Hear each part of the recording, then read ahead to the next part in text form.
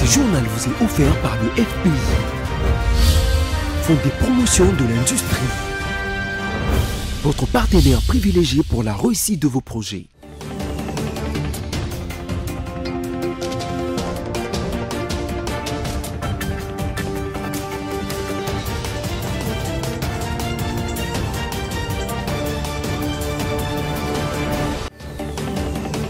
À tous les plaisirs et pour nous de vous retrouver pour une toute nouvelle session d'information sur BC Télévision. Madame, Monsieur, bonsoir et bienvenue. Voici le sommaire.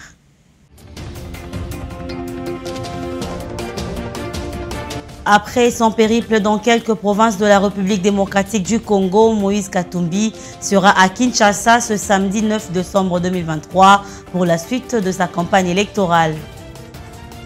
Fin officielle du mandat de la force de la communauté des États d'Afrique de l'Est en RDC. Le retrait ont débuté ce 8 décembre. Et enfin, autour de plus grandes villes de la bande de Gaza, plus de 2 millions de déplacés à cause d'intenses combats qui font rage entre le Hamas et Israël. Voilà tout pour les sommaires. Encore une fois, bonsoir et bienvenue si vous nous rejoignez. Malgré les mauvais états de route de la ville de Kikwit au territoire d'Idiofa, nous sommes dans la province du Kwilu. Le candidat numéro 3, Moïse Katumbi, était arrivé à Idiofa le jeudi 7 décembre dernier. Ici, le numéro 3 a été accueilli par une foule venue de tous les coins de cette province avec chant pour montrer au candidat Katumbi qu'il reste leur choix pour ces élections qui arrivent à grands pas. Pour la 24e étape de sa tournée de campagne, le candidat numéro 3, le président Moïse Katumbi Tchapwe, a pris la route de Kikwit à Idiofa ce jeudi 7 décembre 2023. Là, sur terrain, il palpe du doigt et des pneus ce que le camp sortant appelle les acquis à préserver. Des acquis en bourbier impraticables qui tournent cette importante route de 150 km en véritable cauchemar. Sur ce calvaire boueux, il doit par moments s'arrêter pour dépanner certains usagers gardés prisonniers de ce piège pendant plusieurs jours à la merci de toute mauvaise surprise. La population, abandonnée à elle-même, doit se prendre en charge pour essayer des petits travaux de cantonnage manuel.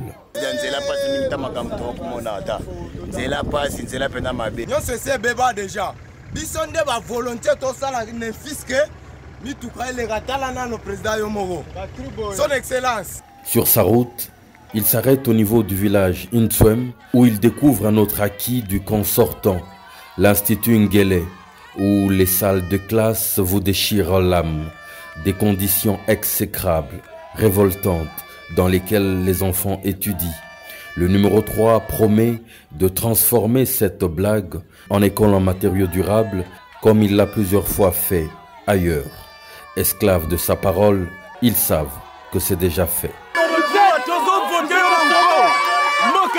Plus de 5 heures de route plus tard, il arrive enfin à Idiofa, territoire le plus peuplé du Kwilu, où le délirant accueil rappelle que le 20 décembre prochain, ce ne sera qu'une formalité pour lui de mettre en déroute les auteurs des acquis en bout.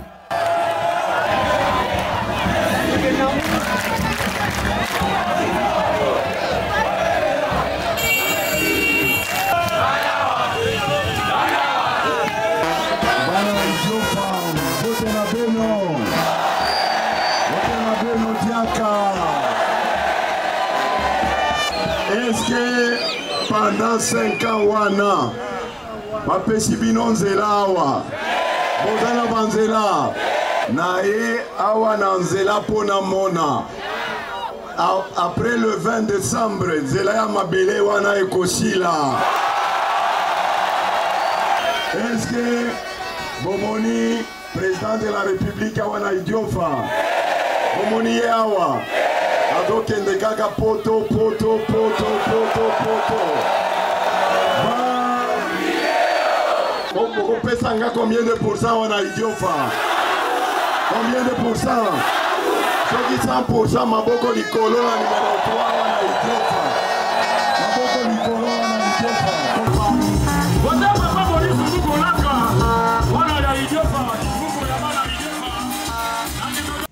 Et après avoir fait le tour de la majorité des provinces pour sa campagne électorale de proximité, Moïse Katumbi, le numéro 3, est annoncé à Kinshasa ce samedi 9 décembre 2023 et un meeting est prévu à la place Sainte-Thérèse dans la commune d'Ndjili. Toute la population en général est invitée à prendre part à cette grande rencontre et plus particulièrement les cadres et membres des partis politiques de ses alliés à cette course à la présidentielle. On reste toujours dans ce chapitre qui parle des élections, bien qu'ils sont forts, mais ce sont les mots d'un sacrificateur des dieux qui dit « Si la République démocratique du Congo veut vraiment être un pays de solution, il faudra éviter la promessocratie, car le peuple n'en a pas besoin. » Ce sont là les paroles des Sikou Lipaluku, l'évêque du diocèse de Butembo. On l'écoute. À nos hommes politiques, ainsi qu'aux ambitieux politiques. Si nous voulons vraiment que la République démocratique du Congo soit un pays solution, nous devons éviter la promessocratie. Nous devons éviter la promessocratie. Le peuple est fatigué des promesses.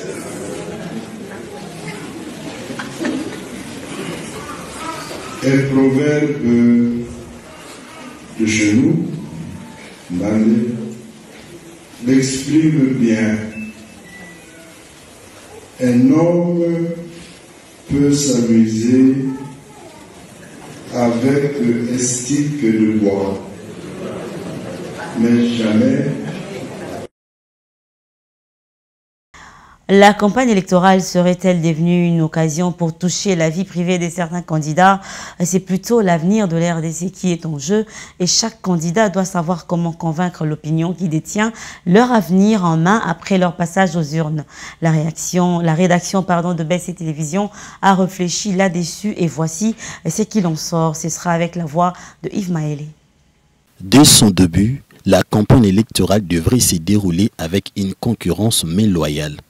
C'est au meilleur de convaincre les électeurs à voter utile pour le changement de la nation congolaise, notre seule patrie. Malheureusement, il est observé dans les évangiles des campagnes électorales une haine sans justification sur la personne de Moïse Katumbi Tchapoué, qui n'est que candidat comme tout autre candidat président de la République parmi les 26, a le droit de faire sa campagne. Les faits sont têtus. Depuis le début de la campagne électorale, les candidats numéro 3 est victime d'injustices, des rumeurs, des ragots et des propos déplacés venant même d'autres candidats. Récemment à Kindu, chef-lieu de la province de Maniema, Moïse Katumbi était interdit de faire son meeting à la tribune publique de Kindu pour raison des travaux de réhabilitation, alors qu'un autre candidat venait de tenir son meeting des jours avant. Constatant cette décision, la police avait tiré à bout portant sur le président de la Ligue de jeunes d'Ensemble pour la République,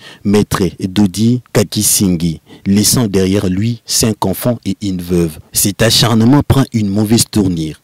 Une vidéo faisant la une sur les réseaux sociaux où 3 jeunes hommes témoignent qui ont préféré garder l'anonymat pour des raisons de sécurité, déclarant qu'ils seraient payés pour saboter la campagne électorale de Moïse Katumbi Tchapoué ce samedi 9 décembre à Kinshasa à la place Sainte-Thérèse. Par rapport à la mission pas Jean-Pierre Bemba vous avez dit jeune et belé oyo apesi biso bambongo bambongo apesi biso musala na ngeza nini pour Jean-Pierre Bemba il faut arriver à Moïse awa eza l'échec maintenant biso faut tozala wana de l'aéroport pour na créer oyo ezali bongo insécurité ou créer mobulu pour bamba mabanga pour que eloko wana esimba te descente na ya lelo esimba te. Il faut comprendre que les élections, Moutou aza libre de faire la campagne parce que nous, ils ont reconnu. Comment est-ce que Bango va faire ça? Mais Jean-Pierre Bemba va insister qu'à la fin, venir à Moïse Katumbi à tout ça la Moudou. yango air tozwi babongo tobimi en tout cas 95% ya bato nakoki koloba bagene tozalaki wana tomoni ke mission wana eza mabe tozwi na biso mbongo tolie mais toboyi tokosala yango te. La question se pose, pourquoi tant de fureur sur la tête d'un seul candidat face à une liste éléphantesque de candidats qui se sont lancés à la course présidentielle du 20 décembre, battant également leur campagne électorale dans toutes les 26 provinces de la République démocratique du Congo. Et pendant ces temps, le deuxième vice-président de la CENI, Didi Manara, a présidé le jeudi 7 décembre 2023 une matinée de sensibilisation des étudiants au processus électoral au collège Boboto dans la commune de Lagombe. C'est un atelier initié par la représentation des étudiants au Congo REC en cycle. Jeannette Fika nous en parle. C'est au collège Boboto que le deuxième vice-président de la centrale électorale, Didi Manara, a présidé l'atelier sur l'appropriation du processus électoral par les étudiants, initié par la représentation des étudiants du Congo. Durant ces moments d'échange, organisés en collaboration avec la Fondation internationale pour les systèmes électoraux et l'Institut républicain international, les questions ont lieu avec la publication des listes électorales dans les antennes de la CENI, la sensibilisation électorale, l'observation des élections, ainsi que la mobilisation des étudiants ont été abordées. Prenant la parole, le deuxième vice-président de la CENI a réaffirmé la ferme engagement de la centrale électorale à respecter les délais constitutionnels pour la tenue des élections le 20 décembre 2023. Cet objectif est bel et bien à la portée de la CENI qui a mobilisé toutes les énergies pour y parvenir. Et en justice, la ministre d'État, ministre de la Justice et garde des Sceaux, Rose Mutombo, a, au nom du gouvernement de la RDC, appelé les États partis au statut de Rome à soutenir la plainte de son pays déposée à la Cour pénale internationale CPI pour les crimes perpétrés par les rebelles du M23 soutenus par le Rwanda à l'est de la République démocratique du Congo. L'appel à la solidarité internationale face à l'agression de la République démocratique du Congo par les Rwandais via les rebelles du M23 a été une nouvelle fois renouvelé par ses membres du gouvernement Sama Lukonde afin de stopper les violations graves et systématiques des règles pertinentes du droit international, des droits de l'homme et du droit international humanitaire. La RDC réitère son appel à la solidarité internationale en vue de faire cesser l'agression dont elle est victime de la part de son voisin les Rwandais. Sur cette note, la République démocratique du Congo reste convaincue que son message est capté et offre sa pleine disponibilité à coopérer étroitement avec la Cour pénale internationale pour faire triompher la justice. Ainsi, la Cour est intéressée par les crimes de guerre et les crimes contre l'humanité qui auraient été commis depuis le 1er juillet 2002, date d'entrée en vigueur du statut de Rome. Dans les contextes des conflits armés en RDC, l'Ituri, le Nord et le Sud Kivu sont les régions actuellement concernées par l'action de cette juridiction. Je vous lisais en titre et conformément au plan de retrait adopté par la communauté des États d'Afrique de l'Est EAC, il a entamé le retrait de ses forces militaires à l'Est de la République démocratique du Congo dès ce 8 décembre 2023 au 7 janvier 2024. Cette décision intervient suite à la résolution prise lors d'un sommet extraordinaire de la communauté des États de l'Afrique de l'Est EAC à Arusha en Tanzanie le 24 novembre dernier, où la RDC avait affirmé sa volonté de ne pas prolonger les mandats de l'EAC au-delà du 8 décembre 2023. Toutefois, malgré la présence de la force régionale de l'EAC en RDC, les affrontements se sont intensifiés dans la région, opposant notamment les groupes M23 au Wazalendo, générant des violences sur plusieurs axes routiers. Et ces événements ont éveillé des doutes quant à l'efficacité et à la réelle mission de la présence de cette force dans la région. Selon les indications fournies par l'EAC, les troupes restantes, notamment les contingents ougandais et burundais, procéderont à leur retrait respectif par voie aérienne et routière du 8 décembre 2023 au 7 janvier 2024. Le quartier général de l'EAC sera la dernière composante à quitter les lieux. En parallèle, une réflexion s'engage désormais autour du déploiement annoncé des troupes de la communauté des développements de l'Afrique australe SADC, marquant une nouvelle étape dans la stratégie sécuritaire de la République démocratique du Congo. Tout à fait autre chose à présent. C'est depuis le mois de septembre que les agents de la Direction générale des impôts DGI sont impayés. Devant la presse, ces derniers ont fait une déclaration où ils réclament les explications claires car selon eux, le ministre des Finances Nicolas Kazadi aurait affecté toute recette vers sa campagne électorale et celle de Félix Tshisekedi. Suivez. Il n'est pas normal qu'au courant du mois électoral, que les agents appelés à amener des recettes dans les caisses de l'État se trouvent en train d'être pleurés. Mais après les élections, il y a la vie qui continue de la nation. Qu'est-ce qui va se passer? Non. Loin de nous immixer dans la politique. Nous réclamons les droits des agents. Qu'est-ce que nous réclamons? Nous réclamons le paiement avant la fin de l'année des primes de rétrocession des agents de régie financière et services d'assiette du mois de septembre, octobre, novembre. Pour les services d'assiette, c'est depuis le mois d'août que leurs primes, bien que libérées, je ne sais même pas si on doit croire à cette libération. La DGRAD qui leur donne les 5% a déjà touché le mois d'août. La DGRAD qui donne les 5% a déjà touché le mois de septembre. Mais les services d'assiette attendent le paiement du mois d'août et du mois de septembre. Quel est le problème, qu'on nous le dise? Et personne ne communique.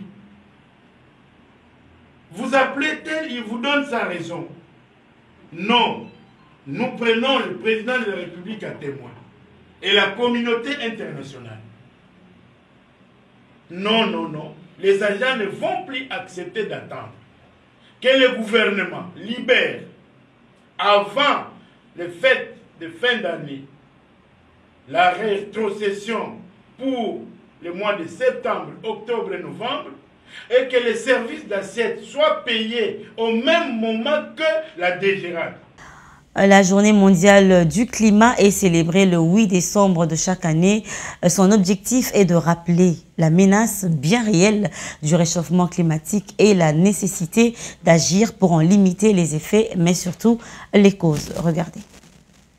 Créée à l'initiative de plusieurs organisations non gouvernementales, la journée mondiale du climat est célébrée le 8 décembre de chaque année. Elle vise à faire prendre conscience aux populations l'importance des changements climatiques qui impactent de plus en plus les populations. Cette année, la campagne est célébrée sous le thème « Combattre la pollution plastique ». Elle met en évidence la nécessité de prendre des mesures concrètes pour parvenir à des changements transformateurs afin de lutter contre la crise climatique. Pour préserver la biodiversité, les arbres et les arbustes sont indispensables pour lutter contre les effets du changement climatique déjà perceptibles sur les territoires et ailleurs. Et puis une journée de pause pour la COP28 à Dubaï. Jusqu'ici, les négociateurs ne sont pas parvenus à un accord sur la sortie des énergies fossiles. Les ministres qui ont pris part à cet événement prendront les relais le week-end et entre-temps, des centaines de délégations sont attendues à Dubaï pour ce faire. Plusieurs jours de débats, mais toujours pas de terrain d'entente sur l'avenir des combustibles fossiles. Mercredi, la première semaine de négociations techniques de la COP28 s'est conclue sur un vague statu quo. Le chef de l'ONU Climat presse désormais les parties de passer à la vitesse supérieure. Nous avons un texte de départ sur la table, mais c'est un empilement de vœux plein de postures. Si nous voulons sauver des vies et maintenir l'objectif de 1,5 degré à portée de main, les objectifs les plus ambitieux de la COP doivent rester au cœur. Au cœur des enjeux, la sortie progressive du pétrole, du gaz et du charbon, responsable de 80% des émissions mondiales de CO2. L'option est bien sur la table dans le projet d'accord, à la satisfaction des pays insulaires, d'Afrique ou de l'Union européenne qui poussent pour un accord ambitieux. Je veux que cette COP marque le début de la fin des combustibles fossiles. C'est un élément clé pour l'Union européenne et pour nos mandats de négociation, ce qui signifie que les 27 États membres européens souhaitent que cela fasse partie du résultat. Mais d'autres pays restent opposés à cette idée, notamment les pays du Golfe, Arabie saoudite en tête. Objectif donc, éviter à tout prix un échec total sur cette question. Pour cela, le controversé président de la COP28 met la pression sur les États. Je souhaite que les parties sortent de leur zone de confort et trouvent un terrain d'entente pour parvenir à un résultat ambitieux et équilibré. Critiqué pour son manque d'engagement sur le cœur des négociations, Sultan Al-Jaber doit présenter son plan de bataille vendredi, avant l'arrivée des ministres ce week-end, pour des discussions plus politiques. Et en dehors de nos frontières, l'armée israélienne continue de pilonner le nord et le sud de la bande de Gaza. D'intenses combats urbains font rage ce vendredi 8 décembre 2023 autour de plus grandes villes. Selon l'Organisation des Nations Unies, près de 10 millions de personnes ont été déplacées par la guerre, soit 85% de la population. Les Gazaouis ne savent plus où se réfugier. C'est un reportage de nos confrères de France 24. Une ligne d'horizon, toujours coupée par d'épaisses fumées noires. Appuyée par des frappes aériennes, Israël poursuit son offensive au nord, dans le secteur de Jabalia. L'armée diffuse ces images qui proviendraient de la caméra d'un combattant du Hamas pour justifier ses frappes. Au sud, Khan Younes, ville refuge il y a encore quelques jours, est désormais devenue l'épicentre de la guerre. Au milieu des ruines encore en feu, ses habitants fouillent les décombres à la recherche de survivants. Plus de 17 000 personnes seraient mortes depuis le début de la guerre, selon les chiffres du Hamas. À mesure que les combats s'étendent, les Palestiniens continuent à fuir massivement vers le sud, où sont réfugiés près de 2 millions de civils, pris au piège et acculés dans un périmètre de plus en plus exigu. Nous sommes venus ici suite à l'appel de l'armée. Elle nous avait promis une zone sûre, mais il n'y a aucun service ici. Les tentes sont surpeuplées, chacune abrite 30 à 40 personnes. Nous souffrons du froid, nous manquons de tout. Même pour avoir de l'eau, nous devons faire la queue. Nos enfants aussi sont abattus par la situation. À la demande des États-Unis, Israël a accepté d'ouvrir un second point de passage pour l'aide humanitaire à Kerem Shalom, en plus de celui de Rafah. Sous pression du secrétaire général, le Conseil de sécurité de l'ONU doit se prononcer ce vendredi sur un cessez-le-feu humanitaire immédiat dans la bande de Gaza, un vote qui a peu de chances de faire consensus. Voilà tout pour l'instant, mais avant de nous quitter, voici à présent le rappel des titres.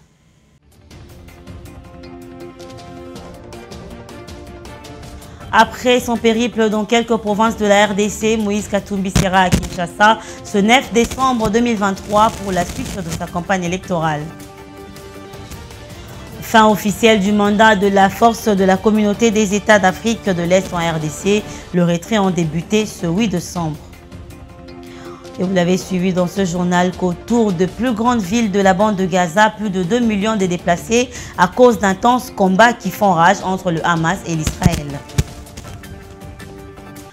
Voilà, c'était là l'essentiel de l'actualité pour ce vendredi. Madame, Monsieur, merci à vous de nous avoir suivis et restez fidèles au programme de BST Télévision. Mais dans l'entretemps, prenez soin de vous et passez un très bon week-end. Au revoir.